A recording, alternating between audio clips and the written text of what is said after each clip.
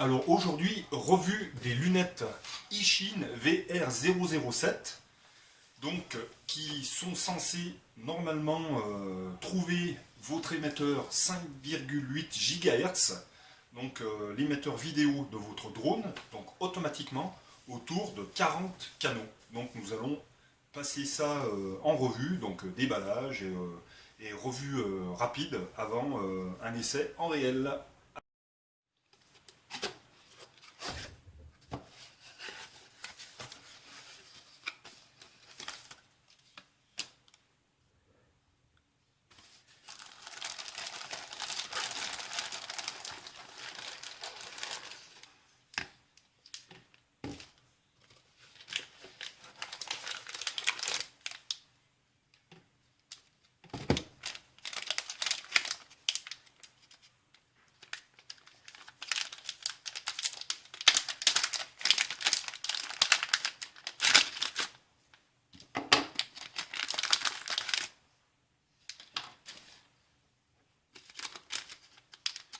Donc ça c'est pour la charge de la lipo,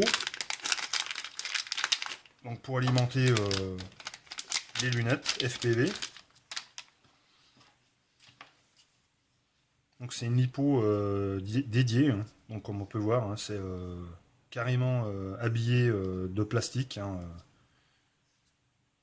à l'orifige EA Shine ou eShine. Donc c'est une batterie 7,4 volts, 1600 mAh, et en entrée 5 volts, hein, avec vous rechargez avec votre alim de smartphone ou en USB via votre PC. C'est pas plus bête que ça.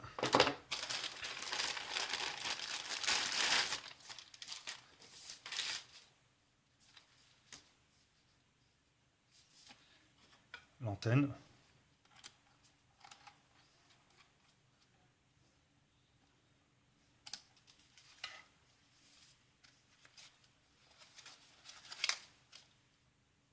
L'écran protégé par un film plastique. Donc on verra ça après à la mise sous tension. Mais en finition, donc il est léger, hein, il est assez léger. Donc il y a un élastique, hein, un peu style frontal, hein, donc tour de tête et donc au-dessus de la tête, hein, pour pas qu'il descende sur le nez. Voilà, c'est très léger, hein. C'est très léger. La lipo est quasiment aussi lourde, en plaisantant. Non, le masque, hein, enfin les lunettes sont un petit peu plus lourdes, mais c'est vrai que c'est quand même c'est assez léger, assez bien fini. Voilà, donc pour le prix, hein, j'ai acheté en Angleterre dans les 70 euros. En France, il va jusqu'à dans les 120 euros, je crois bien 110, 120 euros. Voilà, donc j'ai pas voulu commander en Chine, hein, comme d'habitude. Ça en vaut pas la chandelle. Donc on va voir ce que ça donne. Donc pour la partie 2, la mise sous tension et les réglages. Alors nous allons continuer. Donc ça c'est le bloc batterie. Donc sur une partie de la sangle, il y a tout simplement un emplacement pour insérer la batterie.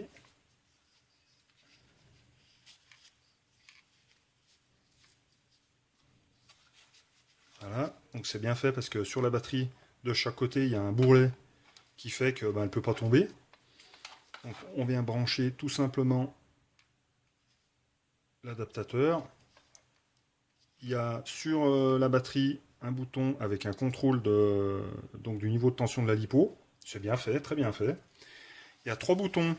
Donc ça c'est pour accéder au menu luminosité, contraste, saturation, teinte, la langue.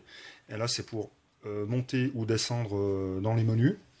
Ici il y a le bouton tout simplement, on maintient l'appui dessus et en fait ça va rechercher votre émetteur. Donc là moi c'est l'émetteur de l'Opsan H501S. Donc l'écran est allumé. Donc alors je l'ai déjà mis sur le visage, hein, et franchement ça n'a absolument rien à voir avec les lunettes H510 vendues pour normalement donc le H501S. Ça a rien à voir. L'écran est vraiment, donne une impression de vraiment grand écran, ça n'a rien à voir.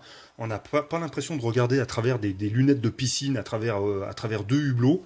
C'est vraiment, là, c'est vraiment un vrai écran.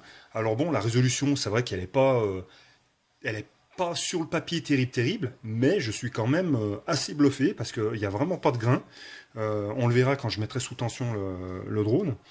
Donc là, je vous parlais des touches là sur le côté. Je vous montrerai donc après l'utilisation avec l'image, hein, mais l'écran est vraiment quand on l'a devant les yeux. Pour le prix, ben franchement, pour le moment, j'ai pas encore essayé, hein, je vous cache rien, hein, je découvre hein, comme vous, mais je suis vraiment assez bluffé. Je me suis déplacé un petit peu dans la pièce, donc chez moi avec le drone allumé, ça donne un petit peu le vertige quand même. Hein. C'est vraiment, c'est, pour le moment, je suis vraiment agréablement surpris. Voilà, donc je continue. Donc, je vous montre, hein, je mets sous tension le drone. Donc, il n'y a même pas besoin de mettre sous tension la radio, hein, on s'en fiche hein, de la radio. Je mets sous tension le drone. Donc, le H501S, mais bon, je pense qu'avec un autre drone, ce serait exactement la même chose. Voilà. Donc, lui, il est sous tension.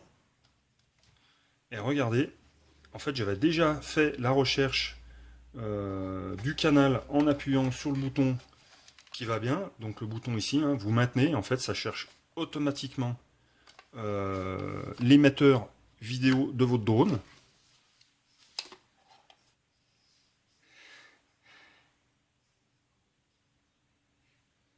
Donc là, la luminosité dans la pièce est quand même relativement basse. On voit que c'est... Donc il y a pas tellement de grains. Moi, franchement, je suis surpris pour une résolution aussi pauvre. Euh, c'est vraiment... moi, je trouve que c'est pas mal. Il y a rien à dire. Hein. C'est absolument rien à voir avec les lunettes qui sont normalement prévues pour le H501. Bon, là, je déconne un petit peu avec, voilà, parce que j'ai le drone dans la main gauche et les lunettes dans la main droite. Donc on peut voir que moi, je trouve que c'est vraiment pas mal. Il y a peu de grains, je trouve, pour cette résolution. Donc, les boutons faut que j'arrive à me caler comme il faut. C'est difficile. Voilà. On va faire comme ça. Donc, on retrouve exactement les mêmes informations qu'on a normalement avec les lunettes H510. Hein. Il y a peu d'informations. Le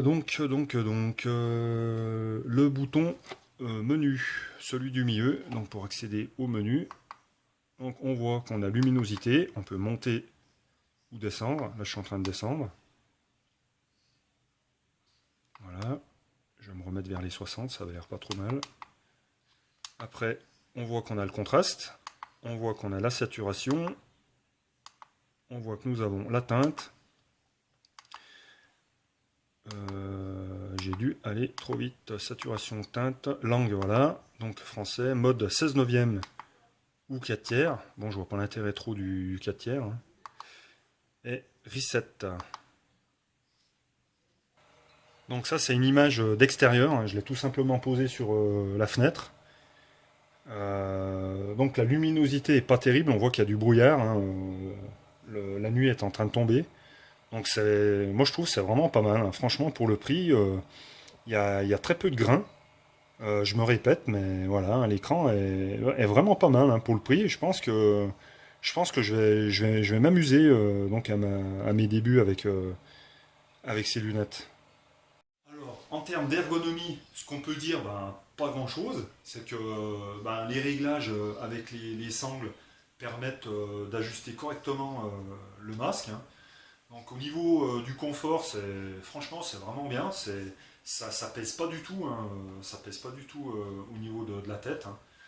L'écran est vraiment très très très confortable. On a vraiment l'impression d'avoir un grand écran devant soi. C'est vraiment, moi je suis pour le moment assez bluffé. Hein. Mince, je les vois plus. Ils sont où? Mais je vois plus rien. Enfin, c'est assez déconcertant. Voilà. Bah, en fait, je suis tellement bluffé que, bah, écoutez, je vais vous faire un petit tour du propriétaire.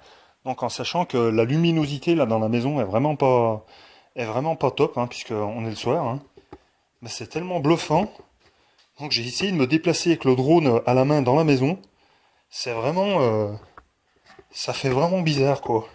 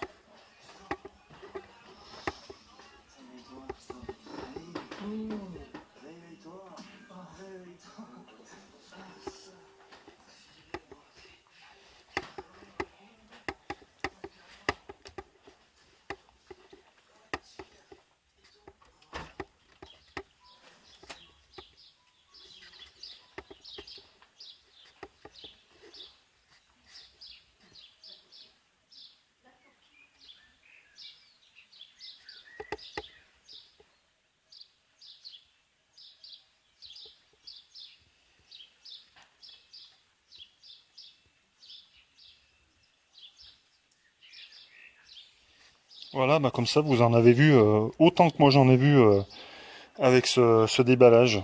Bon, ben la prochaine c'est le test en vol, mais donc pour le moment, pour cette review un petit peu, cette revue un petit peu rapide, eh ben franchement c'est vraiment vraiment très très bien au vu du prix. Eh ben à plus hein, pour la suite.